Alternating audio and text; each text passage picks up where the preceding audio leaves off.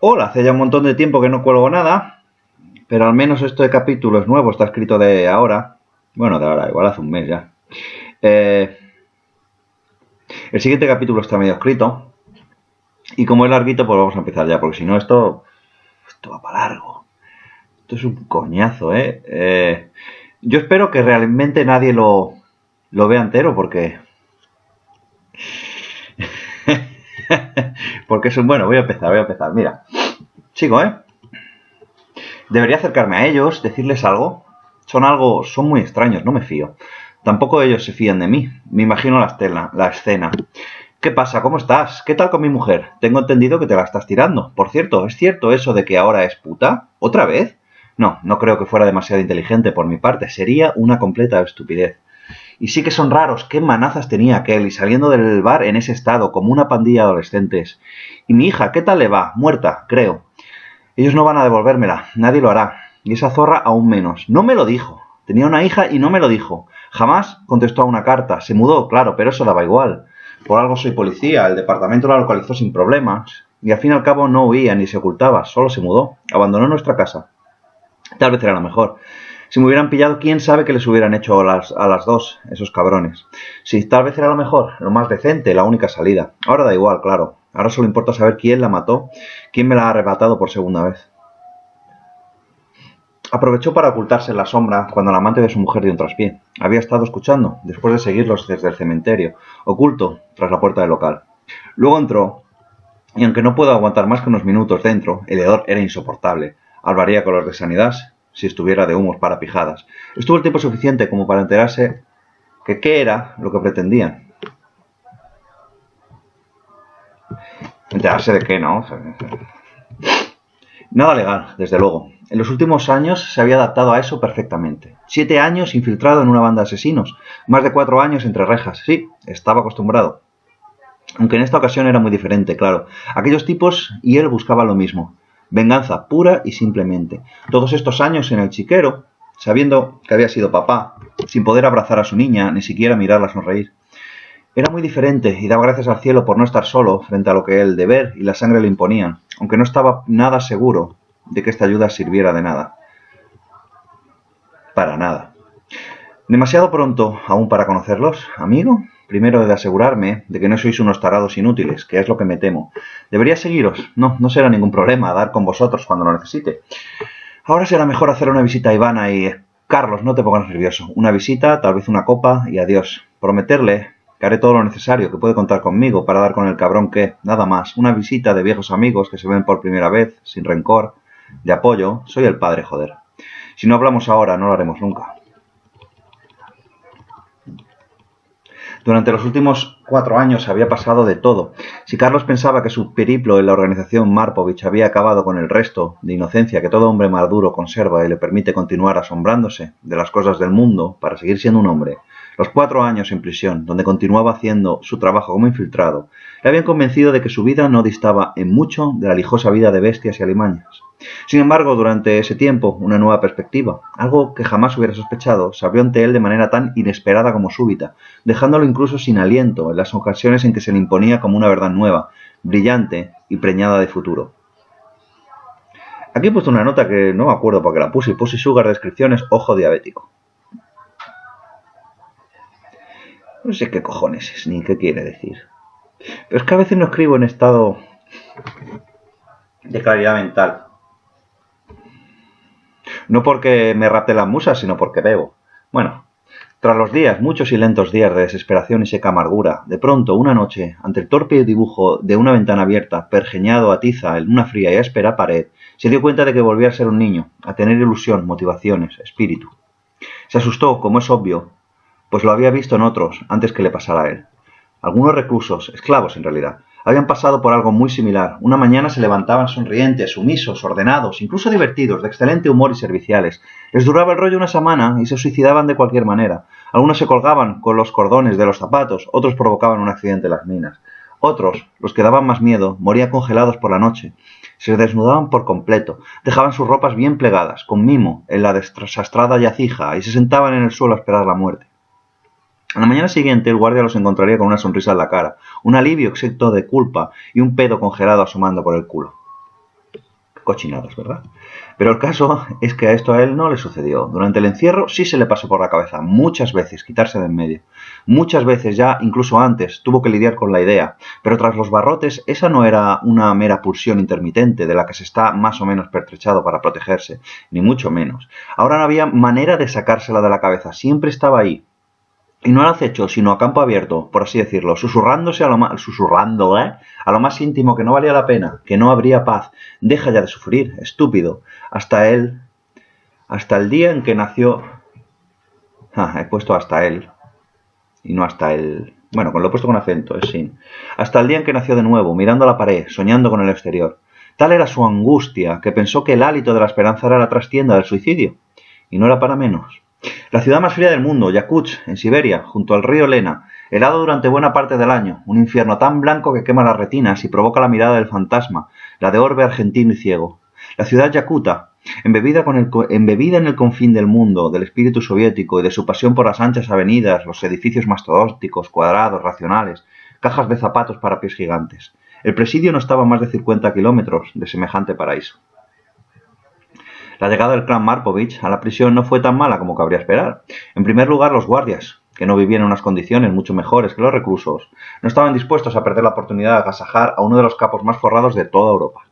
Además, aunque no éramos el único grupo organizado tras aquellos muros, nos convertimos de la noche a la mañana en el más nutrido, amén de que alguno de los veteranos de allá ya exhibía los tatuajes de la banda, y otros, los listos, no tardaron mucho en presentar sus respetos a la manada dominante y a sus cabecillas, verdaderos lobos sanguinarios, entre los que Carlos no se encontraba todavía. Pero el ascenso no se hizo esperar. A los pocos días de haber aterrizado, cuando todavía la mayoría de los recién llegados no daba crédito al frío que podía hacer en aquel agujero dejado de la mano de Dios, el gran Iván hizo llamar a Carlos, que temblaba más por la idea de haber sido llamado precisamente él que por las continuas heladas. No tardaría en darse cuenta que los veranos podían ser igual de crueles por aquellos lados, pero al otro lado del 0 grados del indicador de temperaturas. Carlos no era tonto, el tonto soy yo porque me he perdido.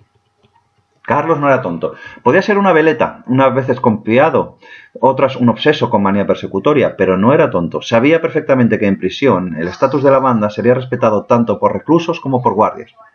Pero no tenía ni idea de hasta dónde llegaba la influencia del jefe, hasta que una pareja de funcionarios fuera a buscarlo a su celda y lo escoltara a las habitaciones del capo.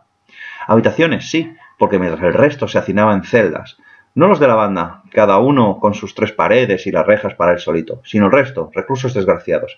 Markovich y 2 de sus lugartenientes disfrutaban de buena parte del ala de la prisión.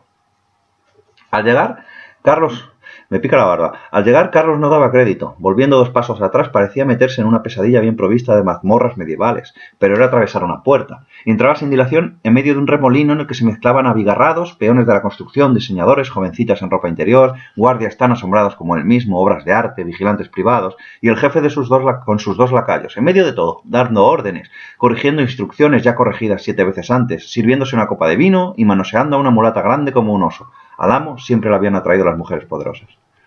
César, amigo mío. Carlos, jefe, no César. Venga, hombre, ¿qué más dará? Tanto monta tanto, decís en España. No, mira, Markovich se puso muy serio, señalando directamente a Carlos. Los ojos del mafioso comenzaron a brillar, de repente, con un fulgor extraño y peligroso. Puso las palmas de las manos sobre la cara de Carlos, una a cada lado. Tú eres un hombre inteligente, uno de mis mejores hombres, el chico de la suerte, ¿verdad? Y apretó las manos sobre la cara de Carlos. Un hombre inteligente. ¿Sabes de qué manera un hombre inteligente sabe lo que tiene que hacer?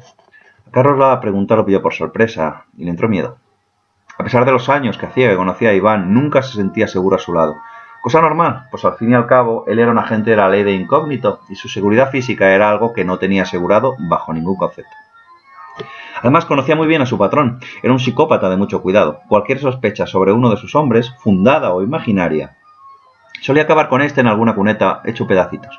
En una ocasión lo había visto imitar la escena de Los Intocables de Leon Ness, su película favorita, la del bate de béisbol en la que Al Capone le revienta la cabeza a un desgraciado. Cuando acabó de golpear la cabeza de su esbirro, se quedó pensativo y de sus labios escapó un «no era para tanto», apenas y susurrado, y que Carlos estaba seguro de haber sido el único en notar. No podía dejar de pensar en que el ejecutado jamás habría traicionado a Markovich. Estaba seguro de que solo lo había hecho por gusto, por imitar una de sus escenas más queridas, de la que decía que era el culmen de la aparición de la verdad más pura en formato celuloide. Filosofías del capo. No hace falta que respondas, hombre. No me mires con esa cara, no es un examen. Mira, lo único que sabe el más sabio es lo que no tiene que hacer. ¿No te parece curioso? No estoy seguro, ni seguro ni nada. Carlos estaba asustado como un conejo que se teme que su destino es la cazuela. Pues es muy curioso. Lo que no debe hacerse. Esos sabios. Pensar tanto no es bueno, amigo mío. Sobre todo si es pensar para nada. Es curioso, sí. No llegar a ninguna conclusión positiva sobre qué hacer, sino solo saber qué no debe hacerse. La inactividad, quedarse quietos, dejarse morir en el fondo. ¿Y si saben que no hay que dejarse morir ni quedarse quieto? Volodia se quedó mirando a su jefe, sonriente. Aquel georgiano de más de 2 metros conocía a Iván desde hacía más de 40 años, cuando eran dos jovenzuelos entusiastas y sin escrúpulos, deseosos de medrar en el ejército soviético. Emprendedores los llamarían ahora. Era de los pocos que no le tenían miedo al jefe, aunque Carlos temía que eso fuese más por candidez, a pesar de todo, candidez, que por haberse ganado el respeto real de Markovich, que lo miró sin perder la compostura, aunque con cierta rigidez en el gesto, reflejo de la puta gracia que le hacía que lo corrigieran en sus elucubraciones. ¿Lo ves, Carlos? Mi fiel Voli tiene siempre una respuesta para todo. A veces me pierdo pensando y no se me ocurre lo más obvio. Por eso está a mi lado. Porque yo no puedo estar en todo. Pero amigo, permíteme que vuelva por donde... Sí, ya lo recuerdo, dijo Iván, fingiendo que dudaba por un segundo, mientras maldecía por dentro la insolencia de su amigo. Era importante, sí, verdaderamente útil saber qué es lo que no debe hacer, Carlos. Espero que lo tengas claro. Dime, ¿sabes bien qué es lo que no debes hacer? En líneas generales... Carlos no tenía nada claro a dónde quería llegar el jefe. Estaba seguro de que quería pedirle algo. Algo que no haría de buen grado, pero que no podría denegarse de ninguna manera. En líneas generales no está mal, no está mal. Algunos ni tan siquiera eso, ¿sabes? Algunos hombres no, algunas alimañas no tienen nada claro lo que no deben hacer. Algunas azémilas, me gusta la palabra azémila, ¿te gusta, Volodia? El gigante georgiano asintió. Pues algunas azémilas piensan que pueden hacer lo que les venga en gana, coger lo que no es suyo, mearse en el huerto de otro, comerse su fruta. Eso no está bien, nada bien, ¿verdad, Carlos? Supongo que tendrás claro que eso no debe hacerse. Claro que no, señor. No está nada bien. No, claro que no. De hecho, está muy mal, pero que muy mal. Lo que es de uno, de nadie más, y nadie tiene derecho a arrebatárselo. Y uno es un hombre, ¿sabes, Carlos? Un hombre. A un hombre al que se le roba y no hace nada. Bueno, no es un hombre, Carlos. Tú sabes que yo soy un hombre. Por supuesto, señor. Usted es un hombre. Carlos seguía sin tener ni idea de qué quería pedirle el amo Iván, aunque comenzaba a sospechar. Un par de días después de haber llegado, se extendió un rumor entre los reclusos. Estaba claro que los recién llegados al complejo penitenciario de Yakutsk iban a establecerse lo más alto de la jerarquía. Incluso antes de su llegada, algunos de los reclusos, y no precisamente los pardillos, sino convictos pertenecientes a mafias encontradas con la nuestra, ya sabían qué día llegarían por obra y gracia de soplos, sobornos y amenazas soterradas. Y como en todo sistema en equilibrio, la especie dominante no tenía la más mínima intención de dejar que el trono carcelario cambiara de manos sin por lo menos plantar cara. En eso consistía el rumor. Vladimir, el oso Vladimir, un ampón local que hasta su regreso en la trena había hecho y deshecho a su antojo junto con las autoridades yakutas, traficando con los diamantes de las minas que jalonaban la zona, no abandonaría su puesto preferente sin dar por lo menos un par de buenos zarpazos. Creo, Iván, que nuestro amigo comienza a ver con claridad. Herr Schultz, la rata de Lübeck, un asesino frío y aún más despiadado, según se comentaba que su propio jefe. La pareja de Volodia, apenas un enano al lado del georgiano, pero infinitamente más peligroso, infinitamente más cruel. Carlos no tenía ni idea de cómo lo hacía, pero la rata le ponía siempre los pelos de punta. No por lo que se decía que era capaz de hacer, que va, la mitad de los hombres en 1 kilómetro a la redonda no le quedaban excesivamente a la zaga, pero su mirada, de un azul oscuro y profundo, la espalda encorvada, aquella forma de caminar, arrastrando los pies, y la manera en que constantemente retorcía la nariz, como si se forzara a olfatear algo y no acabara jamás de encontrarse satisfecho con el resultado. Lo de rata era más que nada por esto y porque ninguno de los que le conocían le hubiera extrañado lo más mínimo encontrarlo metiendo las narices en las entrañas de su mejor amigo, si es que alguna vez hubiera tenido uno. Dime, Carlos, ¿tiene razón nuestro amigo rata? Herr Schultz. Nota a pie de página. Como ha podido notar el lector sagaz, tampoco yo en esta ocasión he osado utilizar el remoquete, no sea que desde las páginas todavía en blanco el hamburgués me obsequie con uno propio en toda la jeta. Es que esto, el remoquete tiene 2 sentidos, entonces, pero bueno, aquí no vamos a aplicarlo, el que quiera que lo... Dime, Carlos, ¿tiene razón nuestro amigo rata? El Schultz dio un ligero respingo, pero no dijo nada. A nadie que no fuera el mismísimo Markovich se le ocurriría llamarlo así. Espero que así sea, Carlos. El sacrificio que espero de ti es grande. Schultz te pondrá al tanto. Y se despidióse de mí sin más. Supongo que el buen jefe ya había perdido bastante el tiempo conmigo. Una sola mirada bastó a Schultz para advertir a Carlos de que debía seguirlo. Por supuesto que lo hizo. No estaba ni mínimamente dispuesto a cabrear a un tipo como él en una prisión en la que no tendría ninguna escapatoria si no siguiera los deseos de los que mandaban en ella.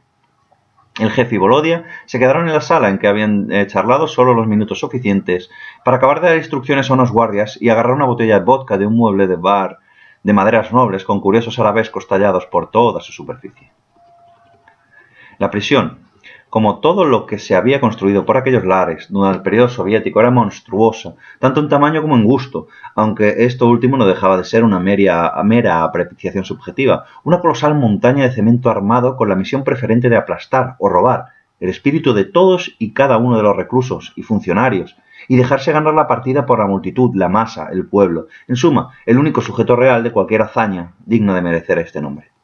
Caminaron por tanto un buen rato por aquellos interminables corredores, siempre al ritmo del alemán, que de tanto en cuanto se giraba para comprobar lo que ya sabía y acerca de lo cual no albergaba duda alguna, que Carlos le seguía como un perrito faldero, dispuesto si se lo ordenara a olisquear su entrepierna.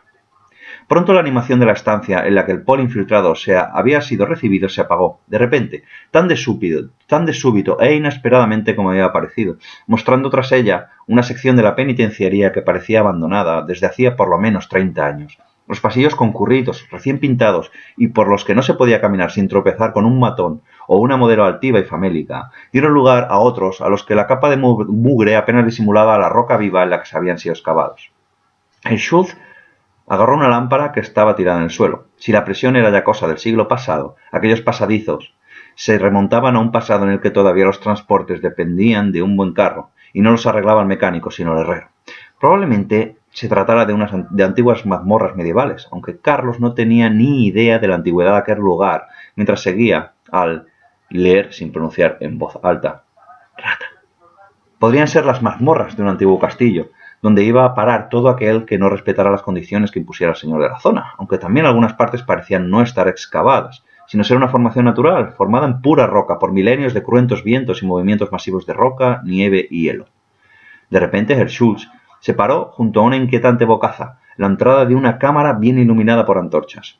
Entró y Carlos, por supuesto, siguió al alemán por el estrecho corredor que desembocaba directamente en la estancia. Habían caminado unos 10 minutos en la semioscuridad de un dédalo que parecía apenas explorado hasta llegar allí, y no precisamente en línea recta, sino cambiando de dirección con frecuencia, ora a izquierda, ora a derecha, y después volvemos hacia atrás, caminando en ritmo y agachándose en más de una ocasión para evitar golpear los techos bajos con la cabeza.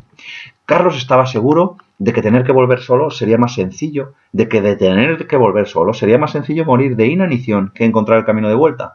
Pero lo que vio en la cámara, si bien no le puso los pelos de punta, pocas cosas le ponían a esta altura los pelos de punta, sí que le sumió de repente en una confusa panoplia de sensaciones y pensamientos.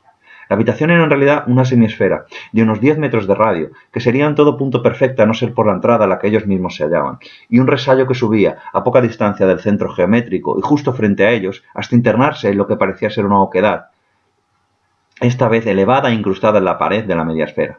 La confusión era tanto cosa de Carlos como de la estancia, confusa ya de por sí. Las paredes estaban cubiertas por telas que parecían trabajadas a mano, de aspecto antiquísimo, hilados que representaban antiguas batallas y escenas de la vida en lo que parecían ser monasterios o abadías, cosas de monjes al cabo, y textos en lenguas también antiguas, de esas que los zotes llaman muertas y que perviven como sustrato y sustento de las modernas.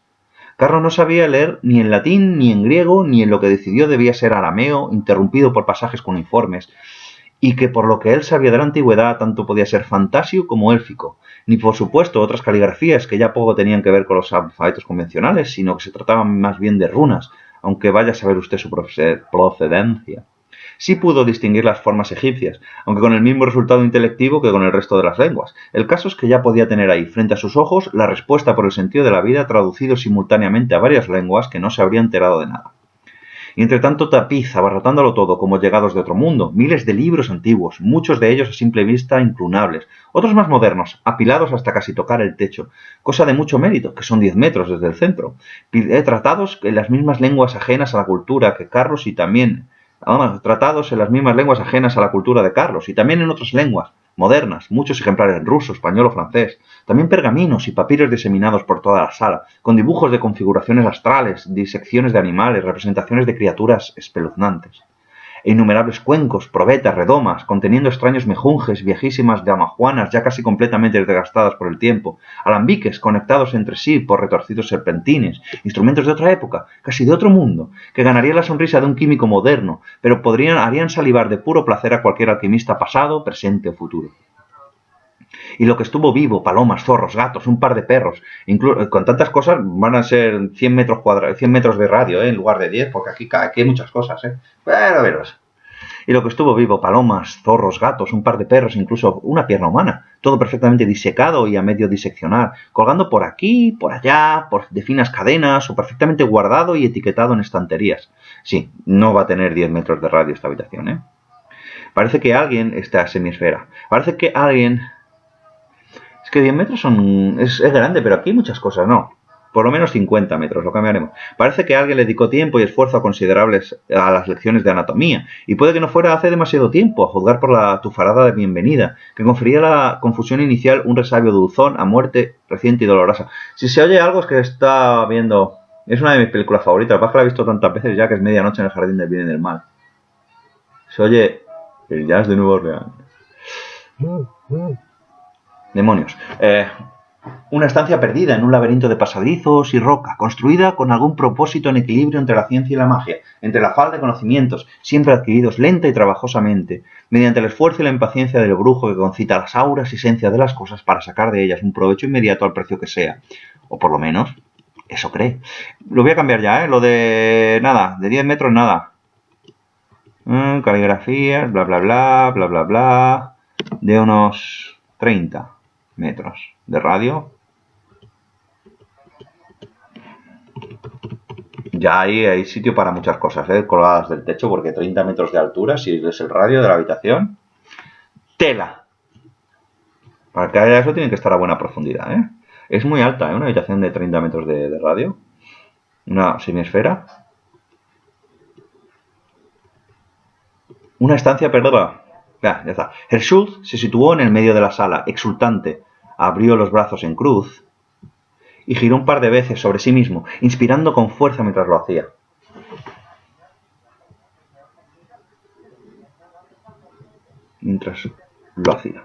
El efecto resultante fue verdaderamente teatral o de ballet, aunque debió hacerlo instintivamente, por costumbre, porque enseguida pareció recordar que tenía compañía y frenó en seco la pulsión hierática mirando fijamente a Carlos, que creyó descubrir en su mirada un atisbo de la vergüenza que sienten los niños cuando les sorprenden haciendo algo que creen que está fuera de lugar. De ninguna manera sería bueno para Carlos confundir al teutón con un niño, aunque este pensamiento lo relajó por un instante y casi le hace esbozar una sonrisa. ¿No te imaginas por qué te he traído a este lugar? Pues no, la verdad, aunque imagino que no debe tratarse de un asunto del que puede hablarse en cualquier rincón del talego, habitaciones del jefe incluidas. Carlos tuvo que morderse la lengua. No era seguro aparentar saber tanto con un tipo con la reputación de Schultz, al que además apenas se conocía de primera mano. Aunque supongo que puede tratarse de cualquier asunto, aunque no tenga la más mínima importancia. Al jefe le gusta tener a la tropa despierta. Sí, ya, la tropa despierta. ¿Quieres hacer el favor de dejar de hacerte el listillo? Bueno, supongo que el asunto podríamos tratarlo en cualquier parte, respondió Schultz, encogiendo sus cargados hombros. Aunque debo entregarte algo, y eso sí que no puedo hacerlo en cualquier parte. Y sin mediar palabra, pero frunciendo el ceño en un ademán divertido, aquel hombre jorobado y enjuto, fruto de un polvo expresionista en blanco y negro, dio media vuelta ágilmente sobre las puntas de los pies y en tres o cuatro saltitos subió la pendiente que le separaba del boquete abierto en la semiesfera. ¡Oh!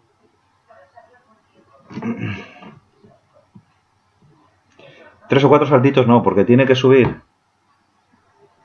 Aunque sea en línea recta, la pendiente son 30 metros.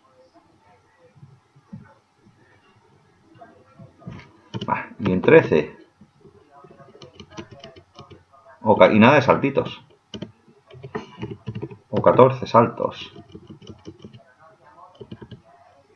Subió la pendiente que le separaba del boquete abierto en la semisfera, haciendo un claro ademán con la mano, justo antes de entrar en el pequeño cuarto, para que Carlos no le siguiera y se quedara allí abajo esperándole al principio del resayo. La espera se hizo muy larga. Schultz avivó la lámpara que portaba y comenzó a entonar una serie de cánticos sin sentido aparente. Pardon. A la luz que había encendido y que extrañó a Carlos, que alcanzaba a ver la lámpara que la emitía, porque desentonaba por su modernidad en aquel lugar tan extraño y perdido en el tiempo. Los juegos de sombra mostraban a las claras que la rata hablaba... he dicho la rata aquí en voz alta. Hablaba con un frenesí tan insospechado como cómico. Una vez más, Carlos tuvo que reprimir las ganas de echarse a reír, cosa que le asustó bastante, pues creía verdaderamente capaz a ese hombre de hacerle cosas terribles, si le pillaba riéndose de él por cualquier motivo. Carlos apretó los puños. Él también había hecho cosas horribles y aunque lo hizo por un bien mayor, era capaz de repetirlo si fuera necesario. Y lo que él no sabía, aunque lo sospechaba, era que pronto tendría que hacerlo. Cuando parecía que los cánticos eran inextinguibles y que la velocidad de la danza no podía ser mayor, de repente el silencio. La rata bajó por donde había subido. Llevaba algo en la mano, algo pequeño que al principio Carlos no supo distinguir. Cuando Schultz llegó donde él estaba, pudo ver de qué se trataba. Una daga, un pequeño puñal corto que parecía muy afilado, con una serie de inscripciones forjadas a lo largo de la hoja. De nuevo, ese tipo de inscripciones que Carlos no sabía leer. ¿Qué? ¿A que no te imaginabas de esto? Pues no, la verdad, contestó Carlos, tan sorprendido como sincero. Estoy aún más confundido que al principio, aunque también más intrigado. Ah, la curiosidad. Mató al gato, ¿no es cierto? Preguntó, mirando fijamente a Carlos mientras balanceaba la daga adelante hacia atrás, imitando el movimiento de acuchillar a alguien. Pero no me pongas esa cara, hombre, que tú no eres el gato. Carlos suspiró aliviado ante la mirada divertida y profundamente maliciosa del escurrido teutón. Cuando lo había visto bajar armado con el cuchillo, solo se le ocurrió pensar que venía por su sangre, que quería degollarlo como a un cordero. Repasó mentalmente lo que había hecho durante las últimas semanas, por si hubiera actuado de manera que su tapadera pudiera haber sido descubierta. Pero no se le ocurrió nada, las cosas que no ocurran en un penal. Pero no, por lo visto no sería, por ahora, su sangre la que se derramaría. Tras unos segundos de miradas incómodas, Rata buscó algo con la mirada, sonrió al encontrarlo e hizo un gesto a su invitado para que lo siguiera. Recogió un par de escabeles tirados por una zona, mientras apenas iluminada de la estancia. Se sentó en uno de ellos e insinuó con una tos impostada que Carlos debería hacer lo mismo. Mientras esperaba que éste se sentara, miraba fijamente la hoja de la daga. La luz de una antorcha se reflejaba en ella, y en los ojos depravados del estilete, del estilete de Lübeck. Supongo que no sabes qué es esto. Supongo que no sabes qué es esto, Carlos, inquirió la rata. Era la primera vez que lo llamaba por su nombre, y esto, lejos de tranquilizarlo, lo puso aún más nervioso. Era la clase de intimidad que el lazo de la horca tiene con el ajusticiado. Bueno, contestó Carlos algo desorientado, parece un cuchillo, una daga. Bien, Carlos, insistió en el tuteo. Muy bien, una daga. ¿Y qué más? ¿Qué más? Creo que no lo entiendo, señor Schultz. El alemán sonrió mostrando una hilera de dientes descaradamente perfecta. Las pupilas se le contrajeron con la sonrisa, hasta no ser más que un punto negro apenas imperceptible. El iris azulado cambió a un color brillante y naranja, invadiendo en súbita y violenta dilatación la nibia esclerótica, azafranándose la mirada en forma que incluso entre las sombras se percibía con claridad como completamente antinatural. Hostia puta, pensó Carlos. Hostia puta hostia. Lo más cerca que había estado Carlos de un hecho paranormal eran los artículos de la Quantum Physics Review, revista a la que estaba suscrito uno de sus socios criminales, y que a él le parecían poco menos que cosas de brujas, pero de brujas con escoba nuclear. Hostia puta. No dio ningún respiro ni intentó escabullirse del propietario de esa mirada. Podríamos decir que ésta tejió sobre él alguna especie de conjuro hipnótico, pero lo cierto es que las piernas les temblaban de manera que parecían estar hechas de gelatina. Estaba muerto de miedo. ¿Qué más? ¿Qué más puedes ver? Adelante, Carlos. El jefe confía en que no eres un bebé asustadizo. ¿Lo eres? Yo no estoy tan seguro. No lo soy. Entonces, Carlitos, amigo mío, dime de una puta vez qué más ves. Y Carlos, haciendo un ímprobo esfuerzo, desvió la mirada de aquellos ojos que le aterraban, pero que al mismo tiempo rompían todas sus resistencias, atrayéndole como las moscas a la mierda. Resonaron en su cabeza unos versos infantiles con la fuerza de unos campanazos. Como las moscas a la mierda, niños corriendo tras ellas, cuando las atrapan, se ensucian las manitas con la naturaleza de sus deseos. Qué bonito, ¿eh? El esfuerzo, porque los niños desean matar a las moscas. El esfuerzo fue terrible, pero finalmente consiguió que sus ojos se posaran sobre el afilado cuchillo. Pero no fue el celo azul el que llamó primero su atención, sino las manos que lo sostenían, unas manos avejentadas, decrépitas, leprosas, rematadas en unos dedos larguísimos a los que le hacía falta una manicura desde hacía años. Las uñas eran larguísimas y tan afiladas como un punzón. Rata era un engendro depravado, eso estaba claro, pero tenía que ser definitivamente humano, y aquellas no podían ser sus manos, o sí. Sea como fuere, un esfuerzo más requirió del poco valor que aún le restaba a Carlos, por mucho que la idea la trajera, aunque los tendones del cuello se sentaban con fuerza, ellos solitos, para que girara la cabeza y mirara la cara del propietario de aquellas manos descarnadas. No lo hizo, solo un horror de los que provocan el vómito con la facilidad con la que un granjero parte el cuello de un conejo, tendría por dignas tales expresiones de los brazos, extensiones de los brazos. Mejor no, mejor reprimir las ganas de echar un vistazo y concentrarse en el arma, tan afilada, brillante, letal, hermosa. Y la maldad del hombre que se sentaba frente a él palideció de repente, como si no fuera más que la mera insinuación, un suspiro o una pálida imitación de la perfidia que la daga desprendía, y por la que era envuelta como una hora sinuosa y sucia y protectora. No, aquel no era un objeto normal, un cuchillo como cualquier otro hecho por mano del hombre. Nada, absolutamente nada humano podía destilar aquel horror que hacía que Carlos se ahogara en su presencia y que se destacaba en su mente con toda claridad, cartesianamente, aunque cerrara los ojos y se los tapara con las manos y se metiera la cabeza entre las rodillas. Los hombres hemos construido máquinas terribles, armas de una potencia destructora masiva, pero joder, las balas no disfrutan matando a la gente. Y esta daga sí.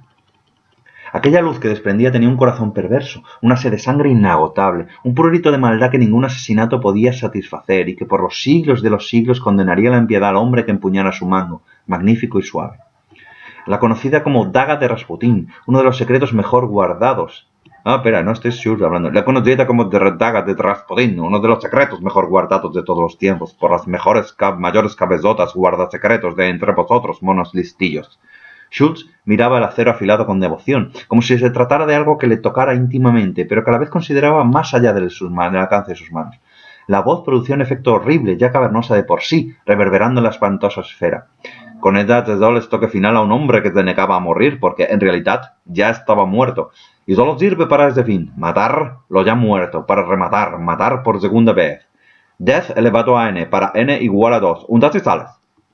Con el chascarrillo matemático, Carlos ya no pudo evitar levantar la mirada hacia la cara de su interlocutor, pero su rostro ya no era humano.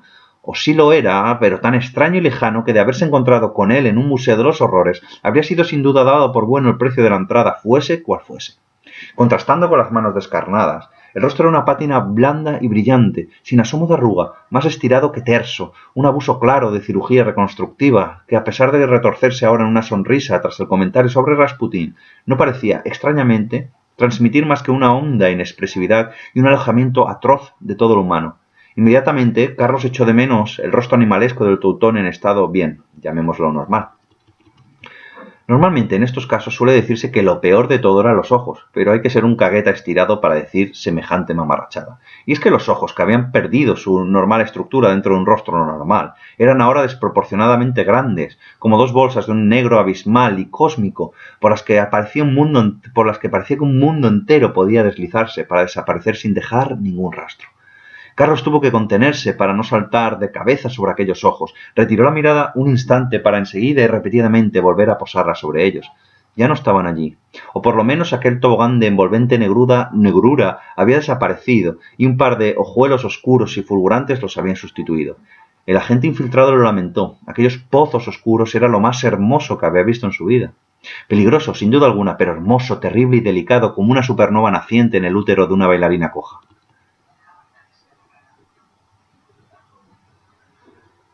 Cosa más rara. Con Carlos, recompuesto de tan inesperada visión, pudo atreverse a contemplar el conjunto, sobre el que nada más habrá que decir excepto que en el nacimiento del cuello comenzaba una degradación que terminaba por desarrollarse de manera cancerígena en las manos. En cuanto a los pies, no podía decir nada con certeza, por suerte. ¿Y bien? ¿Disculpa? Oh, vamos, chico de la suerte, no te hagas el imbécil. Un arma para matar lo que ya está muerto, incluso lo que no ha estado vivo jamás. Bichos raros, vamos, ¿me sigues? Bueno, dijo Carlos, mirando incrédula a Rata, aunque ahora este apodo le convenía tanto como el de Bello Narciso. Pues claro que te sigo. Un bicho raro, dice. Claro que te sigo, pero no me atreveré a preguntar si te refieres a un bicho raro como tú mismo, seas lo que seas. Si la fama que te acompaña es cierta, pero nada dice sobre lo que eres en realidad, ¿o estoy soñando? Espero estar soñando. Si eres esto, en realidad se me pasaría por la cabeza hacerte una pregunta que te pueda ofender. Bicho cabrón. Podría equivocarme, pero creo que comienzo a entender alguna cosilla. Alguna cosilla. Curiosa expresión. No, en realidad no entiendes nada, no puedes entender nada. Pero no importa, esto es del todo ajeno a la cuestión. Solo debes atenerte a tu objetivo. Presta atención, porque no pienso repetirlo. Sé que no te decepcionarás del jefe. Sobre todo, sé que no me decepcionarás de mí. No lo harás. El mundo comenzó a nublarse en torno a Carlos. Las figuras concretas se desvanecieron. Schultz se descompuso, deshilachado entre sombras, como un fantasma, y apenas si Carlos tuvo conciencia de sí mismo, asintiendo a las palabras que le llegaban de muy lejos, como entre sueños. Atiende y obedece. Dios, qué dolor de cabeza. Aquí hay una rayaca. Rayaca. Continuamos. Dios, qué dolor de cabeza. Es un dolor de mierda, casi obsceno. Casi completamente obsceno a juzgar por las dos. ¿Qué hacen estas dos tías saliendo a mi cerda? Chao, bellas. No entiendo una mierda más que... ¡Pah, qué asco en la boca! Limpias no serían estas, ¿no? Precisamente no, de limpias no tenían nada. Las recuerdo, las estancias del jefe, pero ¿cómo? Han llegado... Sí, no puede ser. Tal vez me invitara a algo, unas copas y termináramos la fiesta. Ivana, otra vez. Mira que me había dicho que no... Ay, ¿qué hace aquí esto? ¿Pero qué demonios? Un enorme cuchillo de hoja estilizada, plata y azul, hermoso y terriblemente cubierto de sangre seca. Lo primero fue pensar en las dos chicas que acababan de abandonar el calabozo. Ninguna de ellas parecía herida. El jergón sobre el que dormía estaba bien cubierto de sangre, como la daga que estaba frente a él. En el suelo, fulgurante a pesar de la sangre, un trabajo de experto, una fuerza que irradia su hoja. Y el golpe fue aún peor que las náuseas y el dolor del despertar. Algo lo sacudió por dentro, le hizo levantarse como un pelele y luego doblarse hacia adelante con fuerza al tiempo que vomitaba y la cabeza le daba vueltas. Del mareo, se entiende, no hablamos aquí de la clásica posesión diabólica con circenses, demostraciones de elasticidad vertebral. Y al tiempo que el dolor se hacía casi insoportable y lo hacía desear con fuerza perder el conocimiento, los recuerdos iban llegando poco a poco, reptando, esforzándose por tocar el yo de Carlos, llamar a su puerta y presentarse. «Hola, estamos aquí, despierta de una vez, no puedes dejarnos afuera para siempre». Carlos fracturaba los recuerdos que le asaltaban como... Cojones, ya me he quedado perdido. Aún... como buenamente podía. Jamás había sido tan consciente de su propio cuerpo. Siempre había considerado cosas como los recuerdos, pensamientos, imaginación, deseos, procesos mentales, como cosas más o menos espirituales, aunque desde hacía tiempo ya no creía en cosas como almas y espíritus, y a pesar de su creciente entrevista con una criatura que podía ser cualquier cosa excepto una hija de la naturaleza, habría necesitado 1000 años para imaginar lo que en ese momento se le hacía tan evidente, la absoluta materialidad de los recuerdos y los pensamientos. Por insignificante que fuera, cualquier pequeño detalle le infligía un dolor físico terrible en el momento en que era recordado, como si este proceso, siempre más o menos sencillo, se hubiera convertido ahora en algo extremadamente difícil, apenas soportable. Dicen los evangelios que es más fácil hacer pasar un camello por el ojo de una aguja que el que un rico entre en el reino de los cielos. Carlos se sentía ahora como el ojo de esa aguja recalentado y dilatado con violencia, para que a través de él pasasen recuerdos más grandes que un camello y un alegre grupo de socios de un club de polos, todos juntos fumando puros en un tren de mercancías. Pasados unos minutos el dolor fue remitiendo hasta que se convirtió en apenas una pequeña molestia, una migraña perfectamente soportable. El caso es que tan pronto dejó de sufrir los recuerdos, tan duramente sobrevenidos, perdieron toda la consistencia, el plomo con que habían llegado cargados, y vinieron a engrosar como si jamás hubieran estado allí las legiones del olvido. Sonó una sirena, era la hora del desayuno. Normalmente era algo parecido a caldo de gachas, pero con peor sabor, a menos que fueras invitado a las estancias del jefe. Allí sí se comía bien, pero no tenía derecho a entrar allá si no era invitado. Y aunque no recordaba nada, se le ponía los pelos de punta y algo dentro de él se quejaba con la sola idea de volver a verlo. O tal vez algo más que al jefe. Como quiera que por ahora era un preso común, aprovechó que su jaula estaba ya abierta para mover el culo hacia los comedores. Antes pasaría por las duchas comunes para asearse un poco, solo un poco, no el primer recluso que aparecía cubierto de sangre, y en esta prisión por lo menos no era algo que pudiera sorprender y ni mucho menos importar a nadie. Sin embargo, en el instante en el que puso el pie fuera de su celda fue consciente de que algo había pasado la noche anterior, algo mórbido que le tenía a él por actor principal, y de lo que no estaba seguro que querría acordarse. La mirada del funcionario fue determinante. El miedo era habitual, al fin y al cabo. La mayoría de los guardianes eran buenos chicos de campo, gente humilde, que había oído de un futuro calcado, generación a generación. Generación, quedaría mejor, ¿no? Generación tras generación.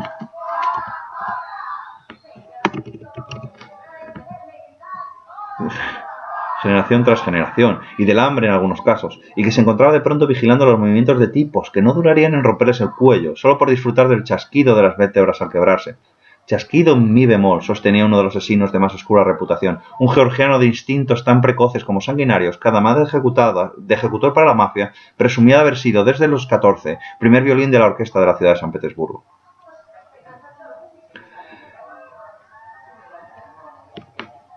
Creo que es el segundo georgiano que sale en nada. Lo siento. Este va a ser ucraniano.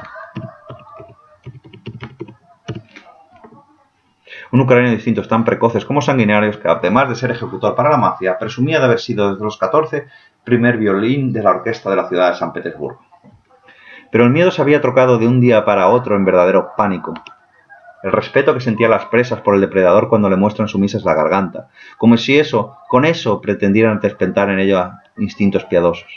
El muchacho uniformado que despertaba a los reclusos de aquella ala a golpes de cachiporra a los barrotes y que otra vez se mostraba imprudente y altivo, bajó bruscamente la mirada al ver pasar a su lado al hombre ensangrentado. Al percatarse, Carlos tuvo un primer fogonazo, una conciencia del pasado, esta vez sin dolor, pero más lúcida, como si estuviera flotando. Se veía a sí mismo ensangrentado la noche anterior.